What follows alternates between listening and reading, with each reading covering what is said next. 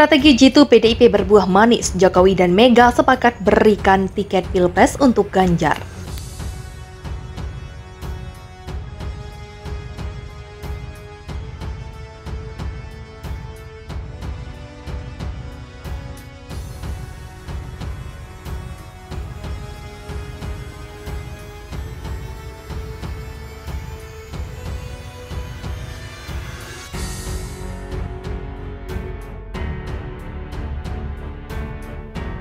Disambut meriah saat datang ke acara HUT PDIP, Ganjar harus berakhir duduk di kursi belakang walaupun gak belakang-belakang amat. Tapi kok penulis malah jadi makin yakin kalau PDIP akan memajukan Ganjar? Menjawab hal ini tidaklah mudah, jadi penulis warning kalau ini akan jadi artikel terpanjang. Penulis yang biasa menulis maks 700 kata. Pembaca tempatkan diri pembaca sebagai politisi senior.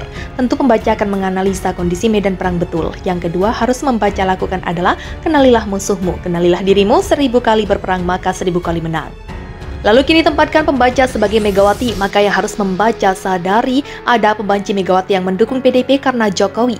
Ada juga pembenci Megawati yang sama sekali tidak mendukung PDIP sebagaimana memanfaatkan kondisi ini agar menguntungkan. Sekarang kita flashback ke area 2004. Sedikit ada beberapa faktor yang membuat SBY waktu itu menang. Pertama, ganteng dan berwibawa. Kedua, karena pencitraan. Dan yang ketiga adalah faktor dizolimi Megawati. Faktor dizolimi Megawati ini masuk ke salah satu alasan besar terpilihnya SBY. Megawati penulis yakin sadar akan hal ini, maka untuk menjadi kingmaker Megawati kali ini harus bertindak sebagai bad cop. Tapi kali ini yang dizolimi bukan ketua atau anggota partai lain, melainkan Ganjar Pranowo sebagai kader PDIP sendiri. Megawati sadar jika dia menzolimi calon lain, misal Anies, maka para pembenci Megawati ini akan menaruh simpati kepada Anies dan itu akan menguntungkan pihak luar. Karena hal ini dalam pidatonya kali ini Megawati lebih fokus ke dalam. Lalu bagaimana dengan kesan Megawati menzolimi Jokowi? Ini sederhana karena toh Jokowi sebagai kingmaker juga condong ke kubu Ganjar. Tercatat Jokowi setiap kali bertemu relawan, pertama kali Jokowi bicara dukungan politik adalah di acara relawan Ganjar. Kita jangan dulu kesal dengan Megawati yang bilang kalau tanpa PDIP Jokowi kasihan. Fokus pada frasa legal formal, maka memang betul kalau siapapun termasuk Jokowi secara legal formal tidak bisa jadi presiden kalau tidak didukung partai politik, yang mana pengusung utama saat itu adalah PDIP. Hal ini kan seperti membicarakan mana yang duluan ayam atau telur. Satu sisi Jokowi bisa maju sebagai capres karena PDIP, tapi di sisi lain suara PDIP naik juga karena Jokowi. Hanya perlu dibedakan antara pileg dan pilpres. Jokowi yang digadang-gadang bahkan membuat PDIP jadi 27% pada 2014. Berdasar mayoritas survei, toh pada akhirnya hanya membuat PDIP mencapai 19%. Ini karena pileg memerlukan peran dari kader grassroots dan caleg itu sendiri.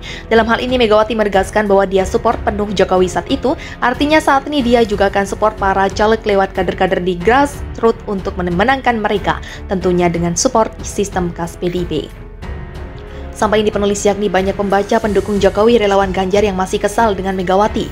Ini bagi penulis hanya berarti satu hal, peran Megawati sebagai bad cop sejauh ini berhasil dan masih akan terus dilakukan.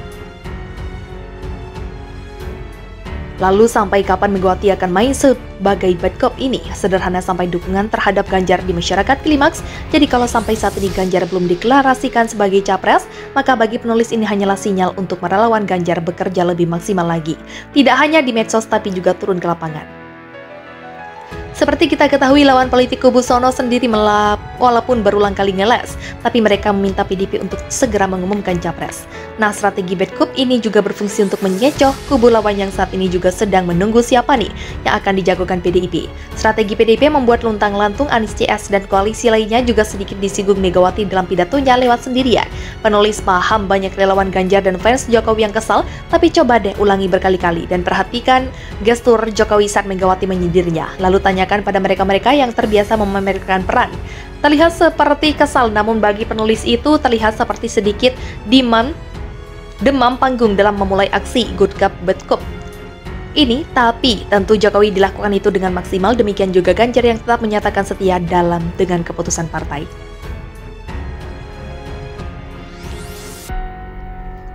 Ganjar bisa saja mau lewat partai lain modal elektabilitas dia saat ini, tapi beliau percaya dengan support sistem yang ada di PDIP. Logika saja kalau tanpa kepastian, maka dengan ikut koalisi lain Ganjar bisa memberi pelajaran pada PDIP.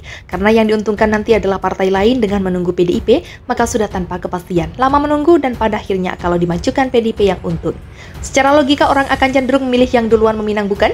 Kalau bisnis contohnya ada dua orang yang memberikan keuntungan serupa, maka yang akan dipilih adalah yang pertama menawarkan. Kenapa? Karena selain cepat memberikan kepastian, juga kita bisa segera mengerjakan proyek.